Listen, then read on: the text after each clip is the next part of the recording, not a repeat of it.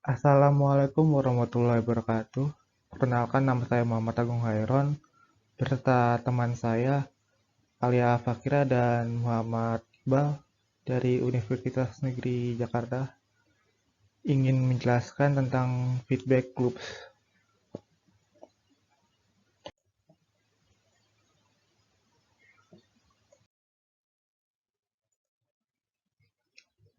Sistem biologis beroperasi pada mekanisme input dan output, masing-masing disebabkan dan menyebabkan peristiwa tertentu. Sebuah feedback loop adalah kejadian biologis di mana output dari sistem memperkuat sistem, atau feedback positif atau menghambat sistem, atau feedback negatif. Mekanisme feedback melibatkan proses biologis, sinyal, atau mekanisme yang cenderung memulai atau menghambat suatu proses. Feedback loops penting karena memungkinkan organisme hidup mempertahankan homeostasis. Homeostasis adalah mekanisme yang memungkinkan kita untuk menjaga lingkungan internal kita relatif konstan. Tidak terlalu panas atau terlalu dingin, tidak terlalu lapar atau lelah. Ketika stimulus ada, feedback loop merespon untuk menjaga sistem berfungsi di titik normal atau stabil. Nah, yang pertama ada negatif feedback loop. Negatif feedback loop terjadi ketika output sistem bertindak untuk mengurangi atau meredam proses yang mengarah pada output sistem itu, sehingga menghasilkan output yang lebih sedikit. Negatif feedback loop melibatkan respon yang merupakan kebalikan dari perubahan yang telah terdeteksi. Dalam negatif feedback loop, feedback berfungsi untuk mengurangi respon yang berlebihan dan menjaga variabel dalam kisaran awal. Secara umum, negatif feedback loop memungkinkan sistem untuk menstabilkan diri.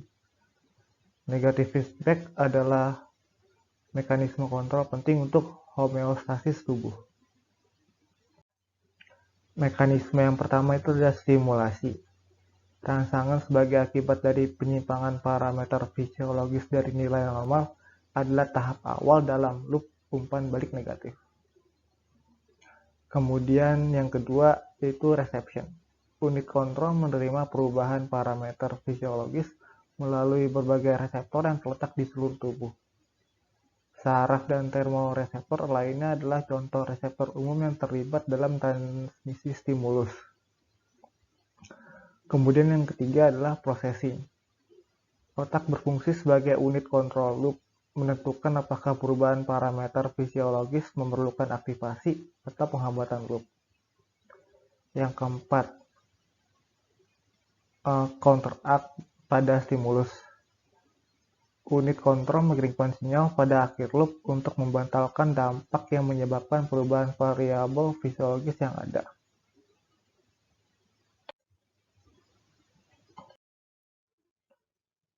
Kemudian ada positive feedback loops.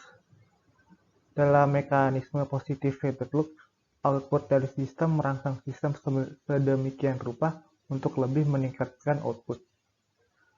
Positive feedback loop melibatkan respon yang memperkuat perubahan yang terdeteksi.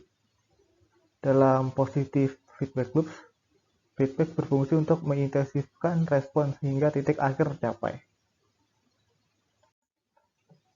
Mekanisme yang terjadi pada positive feedback loop itu yang pertama adalah stimulasi.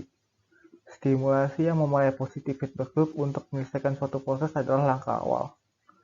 Hormon yang dikeluarkan oleh berbagai organ sebagai akibat dimulainya suatu proses merupakan rangsangan yang paling umum dalam tubuh manusia. Yang kedua, reception.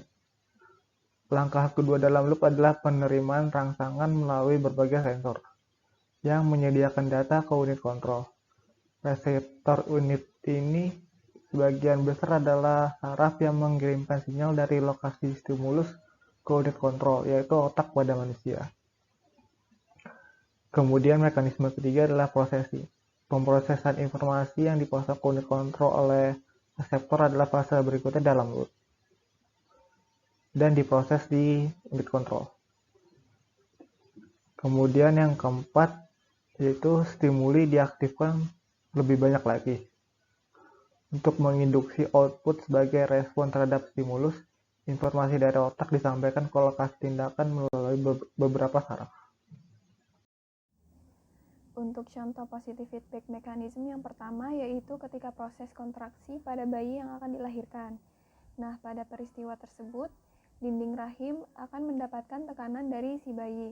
Kemudian impuls akan diteruskan ke otak dan otak akan menstimulasi kelenjar pituitari untuk menghasilkan hormon oksitoksin.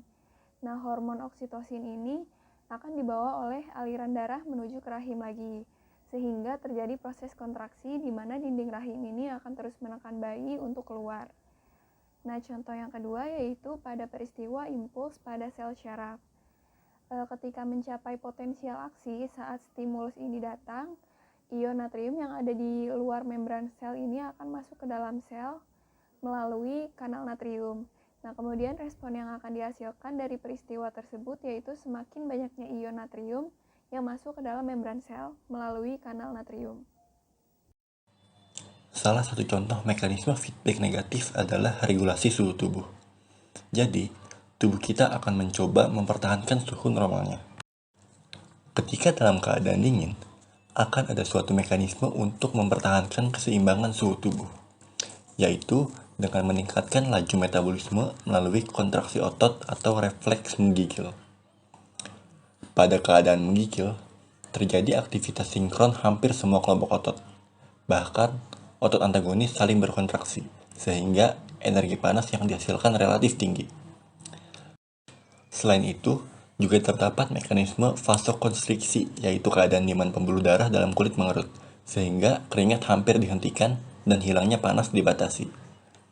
Nah, lalu ketika dalam keadaan panas, atau selama melakukan kerja otot yang membuat panas tubuh cenderung meningkat, terjadi vasodilatasi kulit. Vasodilatasi terjadi ketika suhu tubuh meningkat atau ketika kita mengalami kepanasan.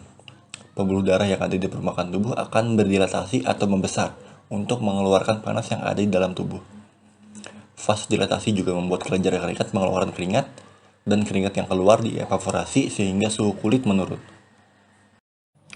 Contoh lainnya adalah barorefleks. Jadi, tekanan darah kita harus cukup normal agar tidak terjadi kerusakan dalam tubuh. Jadi saat jantung memompa, baroreseptor akan mendeteksi tekanan darah yang melewati arteri. Jika tekanan terlalu tinggi atau terlalu rendah, sinyal kimia akan dikirim ke otak melalui saraf glossopharyngeal.